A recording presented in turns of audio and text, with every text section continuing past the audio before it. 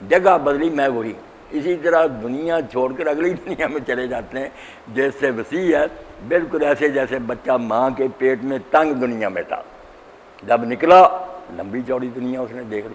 یہی حال ہے کہ اس تنگ دنیا سے، پنجرے سے نکلتا آدمی آگے چلا جاتا، روحیں کھاتی ہیں، پھرتی ہیں، باتیں کرتی ہیں۔ روحوں کے بارے میں صاحب جو سمجھیں کہ وہ حواس ہی کوئی چیز ہے، اس سے سمجھ نہیں آتی۔ روح بالکل اسی طرح جیسے یہ خالق بیٹھا میں نا، میری روح اور اس کی روح جب ملیں گی یہی ناک نقشہ، اس کا یہ پہچاننے میں کوئی تکلیف نہیں ہوگی۔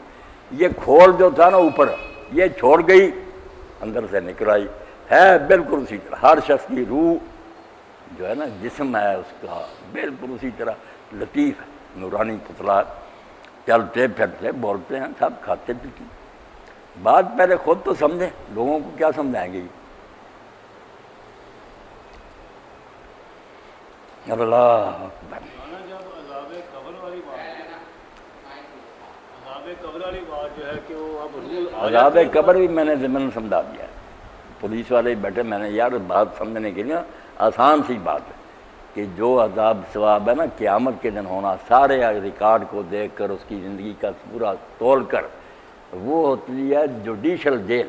گواہ بھگت گیا، فائل دیکھی گی، سزا سنا دی گئی کہ اس وارڈ میں اس کو بھیجا جائے، وہ جیل کہلاتی ہے۔ ایک ہوتی ہے حوالات کہ ابھی زیر تفتیش ہیں، بند ہیں، تکلیف وہاں بھی ہے، مار کٹائی، مگر اصل سزا کی نوبت ہے، ابھی مقدمہ ہی نہیں چلا۔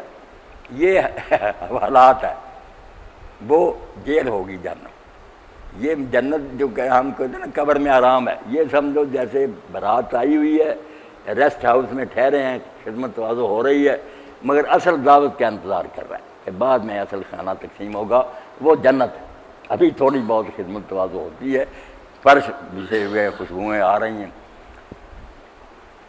سب کی کھوپڑیوں میں سما گیا مسئلہ کہ وہ قیامت کا حساب کتاب اور ہے، وہ پورا مقدمہ سننے کے بعد ہوگا۔ مولانا لیکن سلوک تو ویسا ہی ہو رہا ہے نا جیسا کہ فیصلہ ہو چکے ہونے کے بعد جو نتیجہ نکلنا ہے۔ نہیں، بڑا فرق ہے نا، ایک آدمی جو ہے نا ابھی چھوٹا موٹا پانی پی رہا، مگر اصل دعوت جو ہے بہت اعلیٰ قسم کی، طرح طرح کے، وہ بعد میں اسی طرح ان لوگوں کو کہ تھوڑی بہت مار کٹائی، مگر جو پھانسی پر ہی لٹکا دیا جائے یا سخت سزا اس کو، آدمی صاحب بہت مشکل مرحلہ ہوگا۔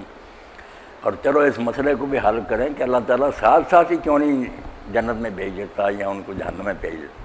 جب اللہ تعالیٰ سب کو جانتا ان کے بارے میں، جو مرے فوراً جنت میں چلا جائے یا دوزخ میں چلا جائے۔ اس کو سمجھنے کے لیے نا نیکی بدی کا جو ہے نا وسیع مفہوم ذہن میں ہونا چاہیے۔ ہمارے خیال میں ہے کہ نیکی بدی وہی جب مرنے تک آدمی نے کر لی، اگر ایسا ہی ہو تو پھر تو ساتھ ہی اللہ جنت دوزخ میں بھیجے۔ معاملہ یہ ہے کہ میں مر جاؤں مگر میری نیکی کا سلسلہ بھی جاری ہے، کوئی پتہ نہیں میں نے جو دین بتایا، میاں نور احمد نے سیکھا، آپ نے سیکھا، آگے سکھایا، قیامت تک وہ کہاں کہاں میرا فیض جائے گا دین، وہ حصہ مجھے ملنا نا، جیسے حضور نے فرمایا جو نیکی سکھا جائے سب کرنے والوں کے برابر اسے ثواب ملے گا۔ اس لیے جب تک قیامت نہیں نہ آتی، کارخانہ سٹاپ نہیں ہوتا، میزان نہیں لگ سکتی کہ اس کی نیکی کہاں کہاں گئی۔ اسی طرح برائی ہے، ایک شخص نے کسی بستی میں قتل کر دیا یا کوئی اغوا کر لیا، اس کی وجہ سے آگے قتل شروع ہو گیا، نسلیں تباہ ہو گئی۔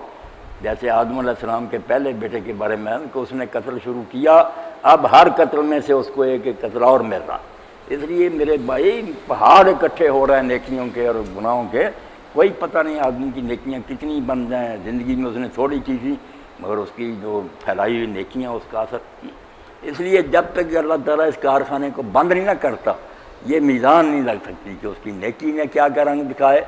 سورہ یاسین میں یہی کہا، نکتب ما قدموا وآثارا، ہم وہ بھی لکھ رہے ہیں جو زندگی میں تو نے آگے بھیج دیا، اور جو تیرے نشانات رہ گئے نا اچھے یا برے، وہ بھی تیرے کھاتے میں جمع ہو رہا ہے۔ اس لیے حساب کیا ہو، ابھی تو کام چل رہا۔ اللہ اکبر۔ میرے سوال پوچھنے کی روح یہ تھی کہ ایسا نہیں ہو سکتا کہ پہلے آدمی کے ساتھ اچھا